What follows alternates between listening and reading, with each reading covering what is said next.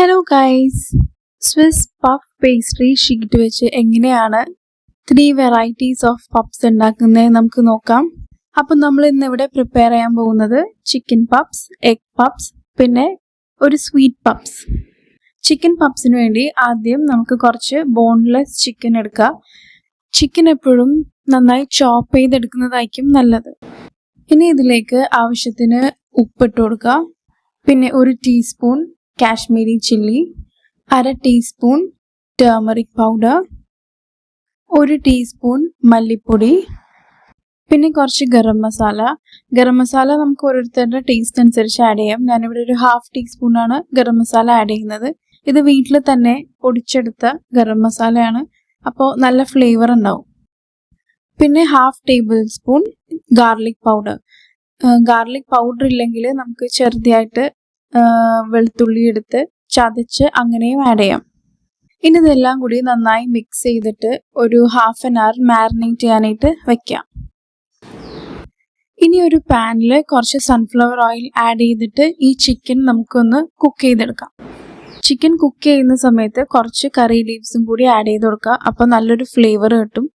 പിന്നെ ഇതൊട്ടും ക്രിസ്പി ആവണ്ട, ജസ്റ്റ് ഒന്ന് കുക്കായി വന്നാൽ മതി. ഇനി നമുക്കിത് ബേക്ക് ചെയ്യാനുള്ളതാണ്, അപ്പോൾ ഇത് പെർഫെക്റ്റായി വന്നോളും.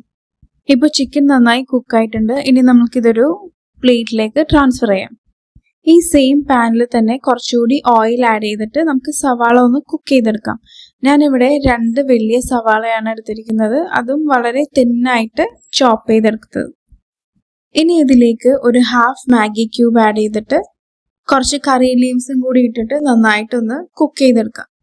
സവാള 1/2 കുക്കായി വരുമ്പോൾ ഇതിലേക്ക് 1/2 ടീസ്പൂൺ കാശ്മീരി ചില്ലി, കുറച്ച് മഞ്ഞൾപ്പൊടി, 1/2 ടീസ്പൂൺ കൊറിയാൻഡർ, പിന്നെ കുറച്ച് ഗരം മസാലയും കൂടി ആഡ് ചെയ്തിട്ട് നന്നായിട്ട് മിക്സ് ചെയ്ത് കൊടുക്കുക.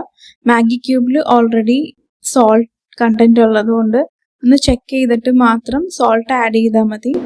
പിന്നെ നമ്മൾ കുറച്ച് സോയ സോസും കൂടി ആഡ് ചെയ്യുന്നുണ്ട്, അപ്പോൾ അതിലും സോൾട്ട് കണ്ടന്റ് ഉണ്ട്. സോ ഏറ്റവും ലാസ്റ്റ് മാത്രം സോൾട്ട് വേണമെങ്കിൽ ആഡ് ചെയ്താൽ മതി.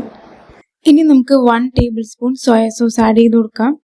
പിന്നെ 2 table spoon tomato ketchup. Tomato ketchup ഇല്ലാന്നുണ്ടെങ്കിൽ ടൊമാറ്റോ പ്യൂരി ആയാലും മതി. ഇപ്പോൾ നന്നായി കുക്കായി റെഡി ആയിട്ടുണ്ട്. ഇനി ഇതിൽ നിന്ന് ഒരു 1/2 പോർഷൻ എടുത്ത് നമുക്ക് മാറ്റി വയ്ക്കാം. ഇത് നമുക്ക് എഗ് പപ്സിന് വേണ്ടിയിട്ട് വേണ്ടതാണ്. ബാക്കിയുള്ളതിലേക്ക് നമ്മൾ നേരത്തെ കുക്ക് ചെയ്ത് വെച്ചിരിക്കുന്ന ചിക്കൻ ഇട്ടിട്ട് നന്നായിട്ട് മിക്സ് ചെയ്ത് കൊടുക്കുക. ഇനി എഗ് വാഷ് മിക്സ് റെഡിയാക്കാം. റൂം ടെമ്പറേച്ചറിലുള്ള ഒരു എഗ് എടുത്തിട്ട് നന്നായിട്ട് ബീറ്റ് ചെയ്ത് കൊടുക്കുക. എന്നിട്ട് അതിലേക്ക് ഒരു 2 to 3 teaspoon of milk add ചെയ്യാം.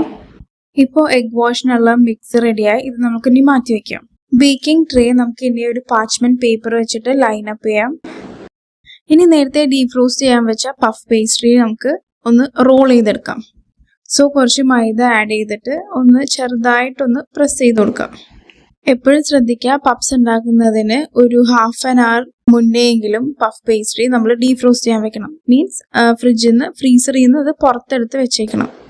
റോൾ ചെയ്ത് കൊടുക്കുമ്പോൾ കയ്യിൽ സ്റ്റിക്ക് ആവാതിരിക്കാൻ നമുക്ക് കുറച്ച് മൈദ കൂടി ആഡ് ചെയ്ത് കൊടുക്കാം. അത് അങ്ങനെ ആഡ് ചെയ്യുന്നതുകൊണ്ട് കുഴപ്പമൊന്നുമില്ല. ആദ്യം നമ്മൾ ചിക്കൻ പപ്സ് ആണ് റെഡിയാക്കുന്നത്. സോ നമ്മൾ ചിക്കൻ ഫില്ലിംഗ്, നേരത്തെ ഉണ്ടാക്കി വെച്ച ചിക്കൻ ഫില്ലിംഗ് നമുക്കൊരു 1 സ്പൂൺ ചിക്കൻ ഫില്ലിംഗ് വെച്ച് കൊടുത്തിട്ട് ഇതൊന്ന് ക്ലോസ് ചെയ്തെടുക്കാം.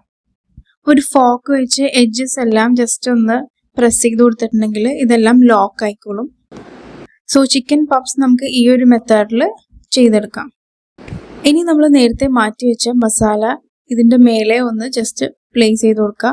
എന്നിട്ട് ഒരു ബോയിൽഡ് എഗ് 1/2 ആയിട്ട് കട്ട് ചെയ്തിട്ട് ആ 1/2 എഗ്ഗും കൂടി വെച്ച് കൊടുത്തിട്ട് നേരത്തെ പോലെ തന്നെ ക്ലോസ് ചെയ്ത് കൊടുക്കുക. ഇനി ഇതെല്ലാം ഒന്ന് എഗ് വാഷ് ചെയ്തെടുക്കുക. എഗ്ഗും മിൽക്കും കൂടി നമ്മൾ ബീറ്റ് ചെയ്ത് വെച്ച ആ ഒരു മിക്സ് എടുത്തിട്ട് നന്നായിട്ടൊന്ന് ബ്രഷ് ചെയ്ത് കൊടുക്കുക. എല്ലായിടവും ഈവനായിട്ട് ബ്രഷ് ചെയ്തിട്ട് കുറച്ച് വൈറ്റ് സെസമി സീഡും കൂടി ഇതിൻ്റെ മേലെ ആഡ് ചെയ്തിട്ടുണ്ടെങ്കിൽ ബേക്ക് ചെയ്ത് വരുമ്പോൾ ഒരു ബേക്കറി സ്റ്റൈൽ പപ്സിൻ്റെ ഒരു ഫീൽ ഉണ്ടാവും. ടോട്ടൽ 10 ഷീറ്റാണ് ഒരു പഫ് പേസ്ട്രി പാക്കിൽ ഉണ്ടാവുന്നത്.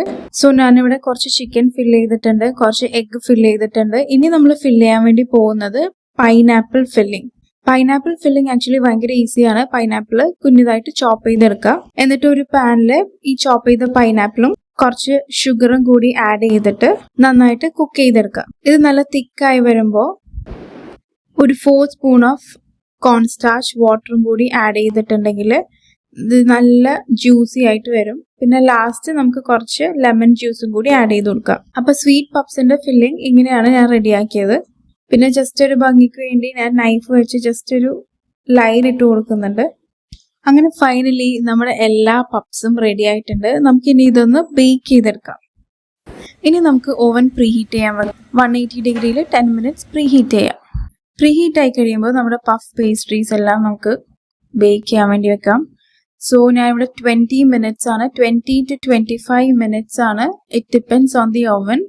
അപ്പോൾ 20 to 25 മിനിറ്റ്സ് വരെയാണ് ഞാൻ ഇവിടെ ബേക്ക് ചെയ്യാൻ വേണ്ടി വെക്കുന്നത്.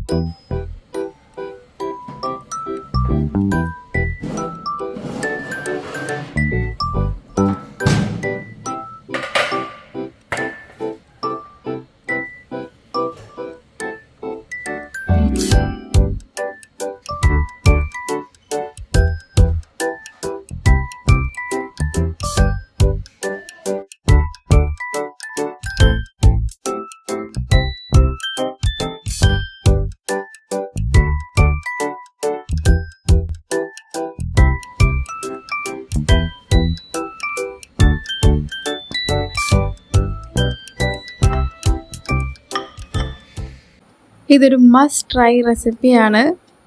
അപ്പോൾ എല്ലാവരും ട്രൈ ചെയ്ത് നോക്കുക. വീഡിയോ ഇഷ്ടമായ ഷെയർ ചെയ്യുക, ലൈക്ക് ചെയ്യുക, ചാനൽ സബ്സ്ക്രൈബ് ചെയ്യുക. Thank you for watching.